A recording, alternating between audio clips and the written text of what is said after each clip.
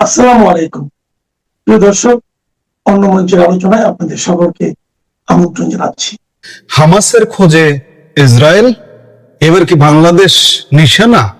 আমি সাম্প্রতিক সময়ে এমন একটি তথ্য সামনে আসা খানিকটা অবাক হয়ে গিয়েছে যে ইসরায়েল বলছে যে বাংলাদেশে হামাসের অস্তিত্ব আছে, পাকিস্তানের সাথে বাংলাদেশকে ট্যাগ করছে। যে বাংলাদেশের ইসরায়েলের সাথে কোনো কূটনৈতিক সম্পর্ক নেই, কিংবা পাকিস্তানেরও ইসরায়েলের সাথে কূটনৈতিক সম্পর্ক নেই, কিন্তু তারা নতুন করে এখন তালাশ করছে যে বাংলাদেশে হামাসের অস্তিত্ব আছে। এটি কিন্তু কঠিন অ্যালার্মিং। বাংলাদেশ কি এবার হুমকিতে পড়তে যাচ্ছে? আমরা সেটি এই মুহূর্তের আলাপে বিশ্লেষণ করবার চেষ্টা করব। মধ্যপ্রাচ্যের আগুন কি এবার দক্ষিণ এশিয়ায় ছড়িয়ে পড়তে যাচ্ছে? গাজা লেবানন ছেড়ে ইসরায়েলের গোয়েন্দা নজরদারি কি এবার সরাসরি বাংলাদেশ আর পাকিস্তানের ওপর? সম্প্রতি ভারতের দিল্লিতে নিযুক্ত ইসরায়েলি রাষ্ট্রদূত রিউভেন আজ আর ভারতীয় সংবাদ মাধ্যম এনডিটিভিকে দেওয়া একটি বিস্ফোরক সাক্ষাৎকারে এমন দাবি করেছেন, যা পুরো দক্ষিণ এশিয়ার ভূ রাজনীতিকে নাড়িয়ে দিয়েছে। তার দাবি, বাংলাদেশ এবং পাকিস্তানে নাকি বিস্তার ঘটছে ফিলিস্তিনি সশস্ত্র গোষ্ঠী হামাসের নেটওয়ার্কের। কিন্তু হঠাৎ কেন ইসরায়েল বাংলাদেশে হামাস খুঁজছে? এর পেছনে কি বড় কোনো ভূ রাজনৈতিক চাল রয়েছে, নাকি এটা বাংলাদেশে কোনো আগ্রাসন বা বড় সড়ো আন্তর্জাতিক ষড়যন্ত্রের আগাম ইঙ্গিত? শুরুতেই আসা যাক পাকিস্তানের ভূমিকায়। সাম্প্রতিক সময়ে পাকিস্তান নিজেকে আমেরিকা এবং ইরানের মধ্যে একটি কূটনৈতিক সেতু বা মধ্যস্থতাকারী হিসেবে তুলে ধরার চেষ্টা করছে। ইসলামাবাদ দেখাতে চাইছে যে তারা আঞ্চলিক শান্তি প্রতিষ্ঠায় একটি বড় অংশীজন বা স্টেক হোল্ডার। কিন্তু ইসরায়েলের রাষ্ট্রদূত স্পষ্ট ভাষায় জানিয়ে দিয়েছেন, ইসরায়েল পাকিস্তানকে বিন্দুমাত্র বিশ্বাস করে না। আজারের ভাষায়, কিছু দেশ মনে করে শান্তি মানে এমন এক পরিস্থিতি তৈরি করা যেখানে ইসরায়েলের কোনো অস্তিত্বই থাকবে না। অর্থাৎ পাকিস্তানের এই কূটনৈতিক শান্তির প্রস্তাবকে ইসরায়েল দেখছে চরম সন্দেহ এবং সতর্কতার সাথে। শুধু পাকিস্তান নয়, আঞ্চলিক রাজনীতিতে কাতারের ভূমিকা নিয়েও তীব্র ক্ষোভ প্রকাশ করেছেন এই ইসরায়েলি দূত। সাম্প্রতিক সময় ইরান এবং মার্কিন যুক্তরাষ্ট্রের যে চুক্তি, এই চুক্তির মূল সমঝোতাকারী পাকিস্তান, এর সাথে আছে কাতার এবং চীন, রাশিয়া সহ মধ্যপ্রাচ্যের দেশগুলো পেছনে নেপথ্যে ভূমিকা পালন করেছে, কিন্তু ইসরায়েল এটিকে কোনোভাবেই ভালোভাবে নেয়নি। এবার আসা যাক সবচেয়ে সংবেদনশীল এবং বিস্ফোরক অংশে। রাষ্ট্রদূত রিউভেন আজার দাবি করেছেন, 2023 সালের 7ই অক্টোবরের ইসরায়েলে হামাসের হামলার পর থেকে ইসরায়েলি গোয়েন্দা সংস্থাগুলো বাংলাদেশ এবং পাকিস্তানে হামাসের কর্মকাণ্ডের ওপর কড়া নজর রাখছে। তিনি স্বীকার করেছেন যে তাদের কাছে থাকা কিছু তথ্য সাধারণ বা পাবলিক সোর্সের, কিন্তু একই সাথে তিনি এক রহস্যময় ইঙ্গিত দিয়ে বলেছেন, এর বাইরেও এমন অনেক গোপন কার্যক্রম চলছে যা এখনো জনসাধারণের চোখের আড়ালে। আজারের দাবি, দক্ষিণ এশিয়ার চরমপন্থী সংগঠনগুলো 7ই অক্টোবরের হামলাকে একটি মডেল বা আদর্শ হিসেবে দেখছে এবং তারা এই অঞ্চলের অন্য কোথাও একই ধরনের বড় কোনো অপারেশন বা হামলা চালানোর ছক করছে। ইসরায়েলি রাষ্ট্রদূত এখানে থেমে থাকেননি। তিনি জানিয়েছেন যে বাংলাদেশ ও পাকিস্তানে হামাসের এই কথিত বিস্তারের ব্যাপারে তারা ভারতীয় কর্তৃপক্ষের সাথে গভীর উদ্বেগ শেয়ার করেছেন। তিনি নিজে ব্যক্তিগতভাবে ভারতের শীর্ষ কর্মকর্তাদের সাথে এই বিষয়ে ব্রিফিং এবং আলোচনাকে উৎসাহিত করেছেন। কেন ইসরায়েল ভারতকে এই বিষয়ে টেনে আনছে? কারণ ভারত দীর্ঘ সময় ধরে আন্তঃসীমান্ত সন্ত্রাসবাদ নিয়ে সোচ্চার। ইসরায়েল মূলত ভারতের এই স্পর্শকাতর জায়গায় আঘাত করে দক্ষিণ এশিয়ায় নিজেদের একটি শক্ত নিরাপদ বলয় এবং জোরালো ন্যারেটিভ তৈরি করতে চাইছে। তবে ভারতের অবস্থান এখানে অত্যন্ত ভারসাম্যপূর্ণ। ভারতের প্রধানমন্ত্রী নরেন্দ্র মোদী সব সময় কূটনীতি এবং আলোচনার মাধ্যমে মধ্যপ্রাচ্যের সংকট সমাধানের কথা বলে আসছেন। ভারত একদিকে যেমন ইসরায়েলের কৌশলগত বন্ধু, অন্যদিকে উপসাগরীয় আরব দেশগুলোর সাথেও দিল্লির সম্পর্ক অত্যন্ত চমৎকার। ফলে ইসরায়েলের এই দাবিতে ভারত এখনই কোনো চরম প্রতিক্রিয়া দেখাবে বলে মনে হয় না। রাষ্ট্রদূত আজহার পাকিস্তানের এস্টাবলিশমেন্ট বা শাসন ব্যবস্থার বিরুদ্ধে সরাসরি অ্যান্টি সেমিটিক বা ইহুদি বিদ্বেষী ন্যারেটিভ ছড়ানোর অভিযোগ তুলেছেন। তার মতে পাকিস্তানি কর্মকর্তাদের বিভিন্ন মন্তব্য প্রমাণ করে যে ইসরায়েল এবং আঞ্চলিক স্থিতিশীলতার প্রতি ইসলামাবাদের দৃষ্টিভঙ্গির কোনো ইতিবাচক পরিবর্তন হয়নি। এই ধরনের বক্তব্য ও মানসিকতা বজায় থাকলে পাকিস্তানের কোনো কূটনৈতিক আশ্বাসই বিশ্বাসযোগ্য নয় বলে মনে করে তেল আবিব। আমরা প্রশ্ন করতে চাই, ইসরায়েল বাংলাদেশে হামাস খুঁজছে কেন? আর এরপরে ইসরায়েলি হামলা কি তবে বাংলাদেশে? প্রথমত, ভৌগোলিক দূরত্বের কারণে বাংলাদেশে ইসরায়েলের সরাসরি কোনো সামরিক হামলা বা বিমান হামলার সম্ভাবনা প্রায় শূন্য। ঢাকা থেকে তেল আবিবের দূরত্ব প্রায় 5,500 কিলোমিটার। গাজা বা লেবাননের মতো পরিস্থিতি বাংলাদেশে হওয়ার কোনো সামরিক বা যৌক্তিক ভিত্তি নেই। তবে ইসরায়েল কেন এই দাবি করছে, এর পেছনে রয়েছে 3টি বড় কূটনৈতিক ও কৌশলগত কারণ। এক, আন্তর্জাতিক চাপ সৃষ্টি। বাংলাদেশ একটি মুসলিম সংখ্যাগরিষ্ঠ দেশ এবং ঐতিহাসিকভাবেই ফিলিস্তিনের স্বাধীনতার পক্ষে আন্তর্জাতিক মঞ্চে জোরালো অবস্থান নিয়ে আসছে। ইসরায়েল হামাস লিঙ্কের অভিযোগ তুলে মূলত আন্তর্জাতিক মহলে বাংলাদেশের ভাবমূর্তি ক্ষুণ্ণ করার এবং এক ধরনের মনস্তাত্ত্বিক চাপ সৃষ্টি করার চেষ্টা করছে। 2, ভূ রাজনৈতিক চাল। বাংলাদেশ এবং ভারতের দর্শকদের জন্য এটি বোঝা জরুরি যে ইসরায়েল এই অঞ্চলে নিজের নিরাপত্তা স্বার্থ রক্ষায় ভারতকে পাশে পেতে চায়। বাংলাদেশকে এই সমীকরণে জড়ানোর অর্থ হলো দক্ষিণ এশীয় অঞ্চলের নিরাপত্তা ইস্যুতে ভারতের নজরদারি আরো বাড়ানো। 3, ইরান ফ্যাক্টর।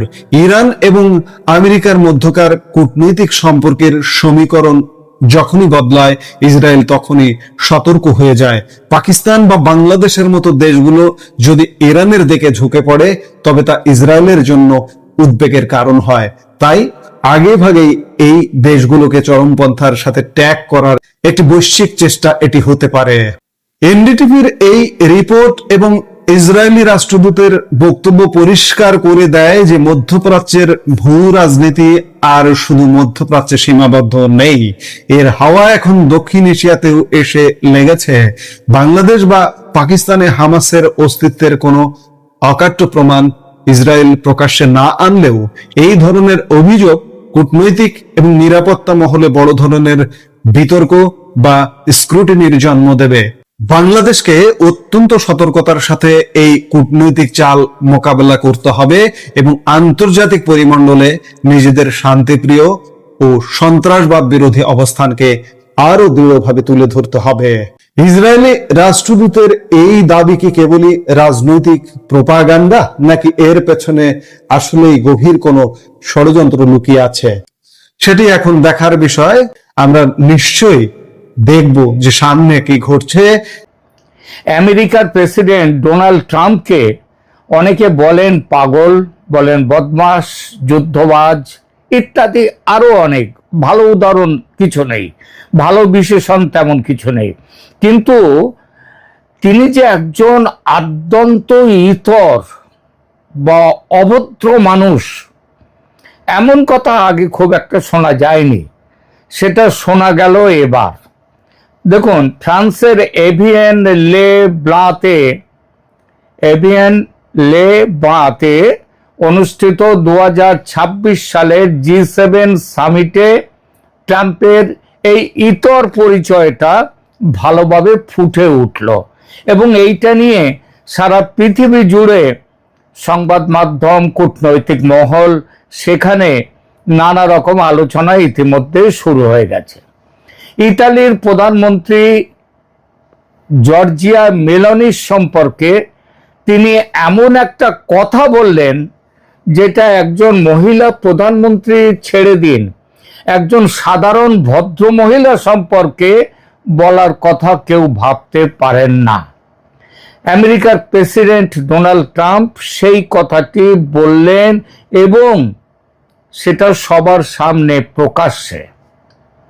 আর এই নিয়ে মেলানি কিংবা তার দেশ যে ইটালি, তারা যে শুধু রেগে অগ্নিশর্মা তাই নয়, এই ঘটনায় একটি বড় ধরনের কূটনৈতিক তিক্ততা সৃষ্টি করেছে। বিরোধের ঘটনাটা বলি। সূত্রপাত হয় সামিটের পর প্রেসিডেন্ট ট্রাম্প একটি মন্তব্য করেন। সেই মন্তব্যের মাধ্যমে ইতালির একটি টিভি চ্যানেলকে দেওয়া সাক্ষাৎকারে ট্রাম্প বলেন যে G7 সামিটে ইতালির প্রধানমন্ত্রী জর্জিয়া মেলোনি তার সঙ্গে একটা ছবি তোলার জন্য একেবারে ট্রাম্পের কাছে যাকে বলে ভিক্ষা করেছিলেন। ট্রাম্প কি ভাষাটা ব্যবহার করেছিলেন জানেন? তিনি বলেছিলেন she begged for a photo, মানে তিনি একটা ফটো তোলার জন্য, একটা ছবি তোলার জন্য একদম ভিক্ষা করেছিলেন, সি বেগড। ট্রাম্প আরো বলেন যে তিনি আসলে ছবিটা তুলতে আগ্রহী ছিলেন না, কিন্তু মেলানির পীড়াপিড়িতে করুণা করে তিনি রাজি হয়েছিলেন ছবি তুলতে। ব্যাপারটা বুঝলেন? একটা দেশের প্রধানমন্ত্রী ইটালির, তিনি বলছেন তিনি নাকি তাকে ছবি তোলার জন্য আমার সাথে ছবি তুলুন। মানে ট্রাম্প একটা বিশাল ব্যক্তিত্ব এবং ইনি হচ্ছেন একেবারে রাস্তার কেউ, যার জন্য একটা ছবি তোলার জন্য খুব ব্যস্ত হয়ে উঠেছিলেন। স্বাভাবিকভাবে মেলোনি খুব ক্ষেপে গিয়েছিলেন এবং তিনিও এর খুব জোরালো প্রতিক্রিয়া দিয়েছেন। প্রতিক্রিয়া শুধু তিনি দেননি, দিয়েছেন তার দেশও। ট্রাম্পের এই মন্তব্যের খুব স্বাভাবিকভাবেই তীব্র প্রতিবাদ জানান জর্জিয়া মেলোনি। তিনি একটি ভিডিও বার্তার মাধ্যমে জানান, সেখানে তিনি বলেন যে ট্রাম্পের দাবিটি সম্পূর্ণরূপে মন গড়া, বানাওয়াট, কমপ্লিটলি ফ্যাব্রিকেটেড। মেলোনি আরো বলেন নাইদার আই নর ইটালি এভার বেগ, মানে আমি নিজে তো বটেই, আমি কিংবা আমার ইতালি কখনো কারো কাছে ভিক্ষা চায় না। মেলানি তার প্রতিক্রিয়ায় বলেন ট্রাম্প একটা দেশের প্রেসিডেন্ট, মার্কিন দেশের প্রেসিডেন্ট, তার কাছ থেকে একজন মিত্র দেশের প্রতি এমন আচরণ অত্যন্ত হতাশাজনক। তিনি আরো যোগ করেন যে ট্রাম্প পশ্চিমা বিশ্বের শত্রুদের প্রতি যতটা নমনীয়, মিত্রদের প্রতি ততটাই রূঢ় আচরণ করছেন। মেলানি আরো যে কথাটি বলতে পারতেন সেটা হলো একজন রাষ্ট্রনায়ক তো বটেই, একজন মহিলার সঙ্গে কিভাবে কথা বলতে হয় সেই ভদ্রতা বা সৌজন্য বোধটুকু শেখেননি আমেরিকার প্রেসিডেন্ট। এই ঘটনার পর পরিস্থিতি আরো উত্তপ্ত হয়ে ওঠে। ইটালি জুড়ে এর প্রতিবাদে বিক্ষোভ শুরু পর্যন্ত হয়ে গেছে। ইটালির পররাষ্ট্রমন্ত্রী আন্তোনিও তাজানি তিনি ট্রাম্পের এই মন্তব্যকে গুরুতর অপমানজনক হিসেবে উল্লেখ করে যুক্তরাষ্ট্রে তার আগাম যে সফর, যেটা পূর্ব নির্ধারিত ছিল, সেই সফর বাতিল করে দিয়েছেন। অতীতে মেলানিকে ট্রাম্পের ইউরোপের সবচেয়ে ঘনিষ্ঠ রাজনৈতিক মিত্র হিসেবে গণ্য করা হতো, কিন্তু গত কয়েক মাসে বেশ কিছু ইস্যুতে তাদের মধ্যে সম্পর্কের অবনতি হয়েছে। এটা ঠিক, তাই বলে সেই সম্পর্কের অবনতি রাষ্ট্রের সঙ্গে রাষ্ট্রের হতেই পারে, কিন্তু তার জন্যে অভদ্রতাকে কখনোই সমর্থন করা যায় না। পৃথিবীর কেউ ট্রাম্পকে জন্য ভালো বলছে না। আন্তর্জাতিক মিডিয়ার প্রতিক্রিয়াটা কি? বিশ্ব মিডিয়া বিষয়টিকে ডিপ্লোম্যাটিক স্টর্ম, মানে কূটনৈতিক একটা ঝড় হিসেবে উল্লেখ করেছেন। কেউ বলেছেন এটা কূটনৈতিক ভূমিকম্প, earthquake. Reuters, new York, NBC news, Washington post, the independent, Newsweek, Forbes সবাই শিরোনামে এই ঘটনাটিকে উল্লেখ করেছেন এবং ভদ্র ভাষায় ট্রাম্পের একেবারে ছিছি করেছেন ট্রাম্প সম্পর্কে। বিশ্লেষকরা বলেছেন এটা শুধু দুই নেতার ব্যক্তিগত দ্বন্দ্ব নয়, তারও চেয়ে একটা বেশি বড় ব্যাপার, ন্যাটো জোটের ভেতরে যে ফাটল দেখা যাচ্ছে এবং যে ফাটল ক্রমশ বাড়ছে, এটা তারই প্রতীক। আর দেখুন ট্রাম্পের কত বড় ছোট লোক, তার আরেকটা বড় উদাহরণ হচ্ছে যখন সবাই যখন ছিছি করছে, মেলানি যখন এত কথা বলেছেন যে তিনি বানিয়ে বলেছেন এই ধরনের কথা, তার উত্তরে ট্রাম্প তো কোনো রকম ভাবে দুঃখ স্বীকার করেননি, বরং তিনি আরো বলেছেন কি, আই অ্যাম দ্য বস, আমি বস। এই যে ট্রাম্পের এই যে আমি সব, আমেরিকা ফার্স্ট ঠিক আছে, কিন্তু আমি সব, এই ঘোষণা, এই আত্মতুষ্টি, এই মনোভাব পরিস্থিতিকে আরো জটিল করে তুলেছে। আর বিশ্লেষকরা লক্ষ্য করছেন যে মেলানি তার মন্তব্যে শুধু ছবির বিষয়টি খণ্ডন করেননি, একটি বড় রাজনৈতিক বার্তাও দিয়েছেন। তিনি কি বলেছেন যে ট্রাম্প যেভাবে চলছে সেই ব্যাপারে তিনি বলেছেন, দুঃখের বিষয় হলো ট্রাম্প পশ্চিমের শত্রুদের বিরুদ্ধে এই দৃঢ়তা দেখান না, ওয়েস্টের যারা এনিমি তাদের সাথে তার আবার খুব ভালো, তাদের প্রতি তিনি অনেক বেশি নরম। এই কটাক্ষকে অনেকে রাশিয়ার কাছে ট্রাম্পের ঘাড় নোয়ানো এবং ইরানের কাছে ট্রাম্প যে যুদ্ধবিরতি করতে বাধ্য হলেন, এই ট্রাম্পের এই অবস্থানের পরোক্ষ সমালোচনা হিসেবে দেখছেন। আরো শুনুন, এই ঘটনার পরে ট্রাম্পের যে মেলানির যে ইটালিতে তার বিরোধী যারা দল রয়েছে তারাও পর্যন্ত এই ঘটনার জন্যে মেলানির পাশে এসে দাঁড়িয়েছেন। এবং আজকে সমস্ত ইটালি জুড়ে এই আলোচনা হচ্ছে ইরান ইসরায়েল যুদ্ধ এবং মধ্যপ্রাচ্যের পরিস্থিতি নিয়ে দু দেশের অবস্থানের মধ্যে, মানে ইটালি এবং আমেরিকা, এদের অবস্থানের মধ্যে বিস্তর ফারাক রয়েছে। ট্রাম্প মেলানি কখনো এই যে ইরানের ব্যাপারে যেভাবে ট্রাম্প এগিয়েছিলেন ও যুদ্ধ যেভাবে শুরু করেছেন, তার পাশে ট্রাম্পকে তিনি সমর্থন করেননি। আর তার জন্যে ট্রাম্প মেলানির যথেষ্ট সমালোচনা করেছেন।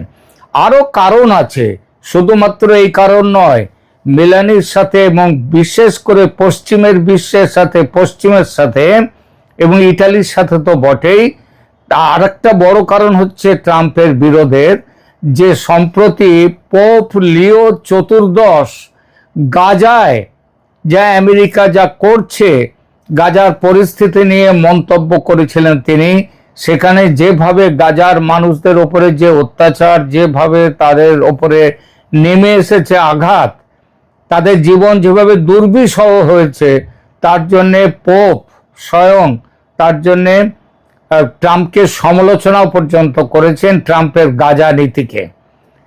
এই সমালোচনা করার পর ট্রাম্প তাকে দুর্বল বলে আক্রমণ বলেছিলেন যে পোপ তার নিজের কাজ ধর্মকর্ম নিয়ে থাকুন, রাজনীতি করতে আসার দরকার নেই। এবং আপনারা জানেন ইটালিতেই রয়েছে যে পোপের যে তার পোপ থাকেন সেটা ইটালির মধ্যে, এবং এর কড়া জবাব দিয়েছিলেন মেলানি, ইটালির প্রধানমন্ত্রী। তার জন্য ট্রাম্প খুব রেগে গিয়েছিলেন মেলানির ওপর। এরপরে ইটালির একটা বিমান ঘাঁটি ব্যবহারের অনুমতি চেয়েছিল মার্কিন প্রশাসন। ট্রাম্প বলেছিলেন যে যুদ্ধের জন্য, রাশিয়া ইত্যাদির সাথে লড়াইয়ের জন্য নয়, তিনি বলেছিলেন যে এরকম। এছাড়া ওই যে ইরানের সাথে এই মধ্যপ্রাচ্যের যুদ্ধের সময় ট্রাম্প চেয়েছিলেন যে ইতালির একটি বিমান ঘাঁটি, এই বিমান ঘাঁটির নাম হচ্ছে সিগনেলা এয়ারবেস, এটা ব্যবহার করার অনুমতি চেয়েছিলেন ট্রাম্প। ইতালি সরকার সেটা রাজি হয়নি। সুতরাং এর জন্য ট্রাম্পের একটা রাগ ছিল মেলানির ওপর এবং ইটালির ওপর। সংক্ষেপে G7 সামিটে এই ব্যক্তিগত মন্তব্যের জেরে ইতালি এবং আমেরিকার দীর্ঘদিনের রাজনৈতিক বন্ধুত্বে এক গভীর ফাটল তৈরি হয়েছে, যা আন্তর্জাতিক মহলে আলোচনার কেন্দ্রবিন্দুতে রয়েছে। আর এখানে আর একটা জিনিসও বলি যে তেজানি তিনি যে ইটালির বিদেশ মন্ত্রী এবং সাথে সাথে তিনি আবার ইটালির উপপ্রধানমন্ত্রী আন্তোনিও তাজানি, তিনি 21 এবং 22 জুন মার্কিন সফর তার যাওয়ার কথা ছিল, সেটা তিনি বাতিল করে দিয়েছেন। এ খবর আগেই বলেছি। এক্সের পোস্ট করে তিনি আরো লিখেছেন যে ট্রাম্প যে মন্তব্য করেছেন মেলানি সম্পর্কে এটা গুরুতর এবং অপমানজনক। এটা শুধু মেলানির অপমান নয়, এটা সমগ্র ইতালিকে অপমান করেছে। এটি ইঙ্গিত দেয় যে শুধু ব্যক্তিগত নয়, এটা একটা আন্তর্জাতিক, তারা একটা জাতীয় সম্মানের প্রশ্ন হিসেবে ইটালি এখন এই বিষয়টাকে দেখছে। এখন এই নিয়ে এখন একটা পরিষ্কারভাবে বলা যায় যে ট্রাম্প এর যে সমস্ত কথাগুলো বলেছেন, এটা তো সাধারণ ভদ্রতা বলে তো কোনো জিনিস শেখেননি তিনি। আপনাদের মনে আছে তিনি প্রথম যখন বসবার পর ইউক্রেনের প্রেসিডেন্ট যখন তার সাথে দেখা করতে যান, তিনি তাকে যাচ্ছে তাই অপমান করেছিলেন ভাষায়, কিন্তু সেটা ইউক্রেনের প্রেসিডেন্ট সেটা মেনে নিয়েছিলেন, কারণ বিপদে পড়েছে তার জন্যে। তিনি সাউথ আফ্রিকার প্রেসিডেন্টকেও তিনি অপমান করে বার করে দিতে গিয়েছিলেন। তো এই সমস্ত ব্যাপার, মানে ভদ্রতা বোধ যে ট্রাম্পের ব্যবসাদার, কিন্তু এই বোধটা তার নেই। এখন মেলানির সাথে যে ব্যবহার তিনি করেছেন সেটা নিয়ে সারা পৃথিবী জুড়ে এখন একটা সমালোচনার ঝড় উঠেছে। এখনকার মতো এই বিষয়টা নিয়ে এখানেই রাখছি। ভালো থাকবেন, ধন্যবাদ।